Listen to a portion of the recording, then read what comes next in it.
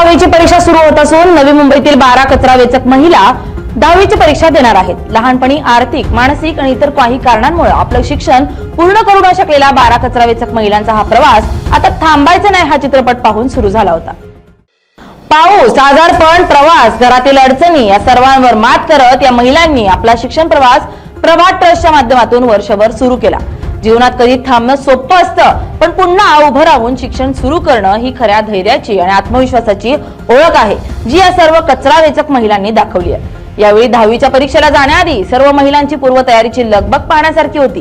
रोज कचरा वेचणाऱ्या महिलांच्या हातात पेन आणि पाठीवर बॅग हे चित्र नक्कीच सकारात्मक होतं। यावेळी या महिलांना ओवाळत परीक्षेसाठी शुभेच्छा देण्यात आल्या। त्यावेळी महिला भावुक झाल्याचं पाहायला मिळालंय। परीक्षेला जाण्यापूर्वी त्यांच्या चेहऱ्यावर देखील एक आत्मविश्वास पाहायला मिळाला होता। यावेळी मुलगी आणि आई देखील 10वीची परीक्षा देत असून सर्व महिलांनी आपली भावनिक प्रतिक्रिया व्यक्त केली आहे। वर्षभर आमचा रोज आम्ही वर्ग भरायचा आमचा, आणि त्यामुळे आम्हाला सर सगळे शिकवायचे। अभ्यास हर एक विषयाला हर एक सर असायचे, प्रत्येक तासाला शिकवायचे, एक तास। चांगलं वाटतं एकदम। आणि खूप खूप अडचणी आल्या 10वीची परीक्षा देताना। अजून सुरुवात आहे, आता ही 10वी पास झाल्यानंतर आम्ही 12वी सुद्धा करणार आहेत, सरांच्या माध्यमातून आम्ही करणार आहेत। अशी सरांना विनंती आहे, आमच्या पाठीशी उभे राहावेत। मला खरं म्हणजे तर माझ्या मुलीनं खूप सपोर्ट केलेला आहे। म्हणजे मी नाईट करून शाळेला येत होते, पण ते आता हे दिवस येईल असं माझ्या स्वप्नात बी नव्हतं।